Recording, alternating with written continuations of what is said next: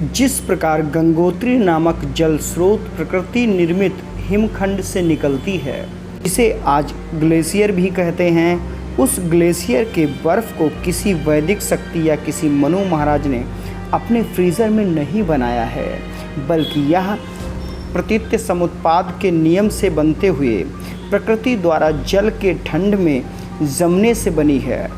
उसी प्रकार से भारत की सभ्यता और संस्कृति भी प्राकृतिक गुण स्वभाव वाली कुदरत के कानून से निकली है। इस कुदरत के कानून का भी कोई रचनाकार नहीं है, बल्कि इस कुदरत के कानून को अनेक मार्गदाताओं ने अपने ज्ञान अनुभव द्वारा जानकारी प्राप्त करते हुए शील सदाचार के रूप में उस समय के जनमानस को दुख मुक्ति और निर्वाण प्राप्ति हेतु विकसित किया था।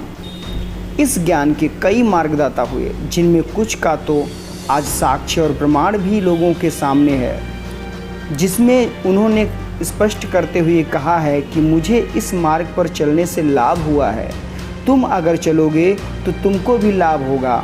मैं जिस रास्ते पर चला हूँ वह रास्ता मुझे मालूम है, तुम अगर चलना चाहते हो तो वह रास्ता भी बता सकता हूँ, पर उस पर चलना तो तुमको ही पड़ेगा।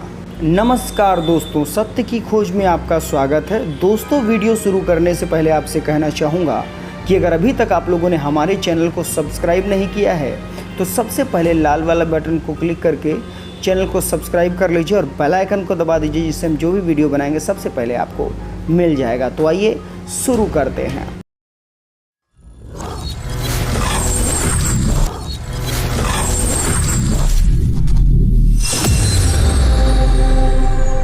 गौर करना दोस्तों, ये हमारे महापुरुषों की विचारधारा है, लेकिन पाखंडवादी विचारधारा के लोग जो हमारी संस्कृति को हमेशा के लिए हड़पने की कोशिश किया करते हैं, उनकी कुछ विचारधारा ही अलग होती है। जहाँ पर हमारी संस्कृति कुछ ज़्यादा विकसित होती है, जहाँ पर बौद्ध स्थल ज़्यादा विकसित होते हैं, जहाँ पर लोग उनको देखने के लिए, उनके विचारों को ग्रहण करने के लिए और जो उस विचारधारा से प्रेरित हैं उनके पास आते हैं, उनके स्थलों को देखते हैं, उनके स्थलों से अनुसरण करते हैं, वहाँ पर ये लोग धीरे धीरे अपना पड़ाव बनाते हैं और धीरे धीरे पड़ाव बनाने के बाद उसको जकड़ लेते हैं। लेकिन यही बात अगर कुछ ऐसी जगह से देखा जाए जहाँ पर किसी के द्वारा बिना देख रेख किए हुए बौद्ध स्थल रखे हुए हैं, जहाँ पर बौद्ध स्थल तो हैं लेकिन कोई देखने वाला नहीं है, कोई टीवी ऐड नहीं है, कोई प्रचार तंत्र नहीं है, सिर्फ और सिर्फ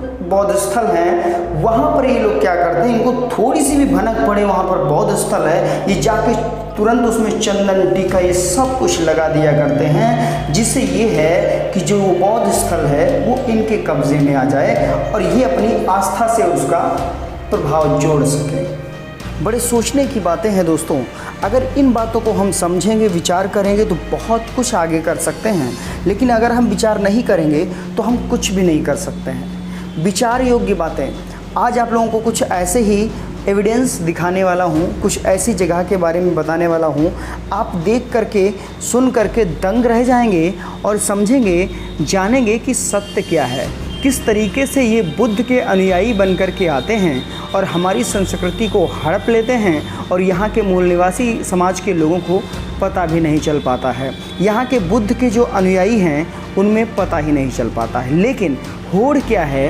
होड़ ये है, यहाँ पर बुद्ध के जो अनुयायी हैं वो उस मार्ग से भटक चुके हैं और आज के समय में मनुवादी विचारधारा के लोग जो चाहते हैं वही वो कार्य करते चले आ रहे हैं, क्योंकि मनुवादी विचारधारा के लोगों का ये मानना था कि आप ऊंच नीच में पड़े रहो, आप ऊपर नीचे पड़े रहो, बस वही चल रहा है और आज के समय में वही हो रहा है। आज आप लोगों को मध्य प्रदेश के सागर जिले के खुरई तहसील में उद्धो नामक एक गांव है, जो कि बुद्धो नामक गांव कहा जाता है। ये जगह सागर जिले से 45 किलोमीटर दूर स्थित है।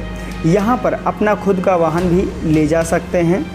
हम सागर खुरई मार्ग से ज्योरखेड़ा से दाएं मुड़कर 7 किलोमीटर आगे बढ़ते चले जाएंगे और यहाँ पर रास्ते की कोई समस्या नहीं है। टोटली पूरा पक्का रास्ता सरकार के द्वारा निर्मित किया गया है और पक्के रास्ते को उस गांव से जोड़ा गया है।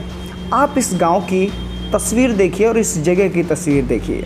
ये जो तस्वीर है इसमें साफ साफ क्या दिख रहा है, क्या दर्शाया जा रहा है, इस तस्वीर के थ्रू आप लोग भी समझ सकते हैं, आप लोग भी विचार कर सकते हैं। ये बौद्ध परंपरा है, ये बौद्ध परंपरा ही समाज की उन्नति की परंपरा है, लेकिन ये लोग समझ नहीं रहे हैं। ये स्तूप देखिए, ये स्तूप सम्राट अशोक मौर्य ने बनवाया था। दोस्तों, इस गांव में ये जो जगह है इसको सुरक्षित नहीं किया गया है और ना ही ये सुरक्षित है। और ये सोचने की बातें हैं, यहाँ के गांव वालों को कुछ समय तक तो पता ही नहीं चल पाया था कि इसकी असलियत क्या है इसकी सच्चाई और कौन है ये। यहाँ पर ये बिखरा हुआ स्तूप देखिए, ये बिखरे हुए स्तूप देख सकते हैं, ईंटों को पहचानिए। ये जो स्तूप है ये 2000 साल से भी ज़्यादा पुराना स्तूप है, जो कि सम्राट अशोक मौर्य ने यहाँ पर निर्मित करवाया था। ये सोचने की बात है। ये ऊंचे नीचे टीले से बना हुआ रास्ता, ये भी आप देख सकते हैं कितना खूबसूरत रास्ता है ऊपर जाने के लिए। ऊपर जाने के बाद में और ये पास में देखिए, ये चंदन टीका से लगी हुई मूर्ति, आपको क्या लगता है ये किसकी मूर्ति दिख रही है? गौर से देखिए इन हाथों को, इस टूटे हुए सर को, गौर से देखिए इस बनावट को। दूर से ही दिख रहा है ये मार्गदाता तथागत गौतम बुद्ध की मूर्ति है।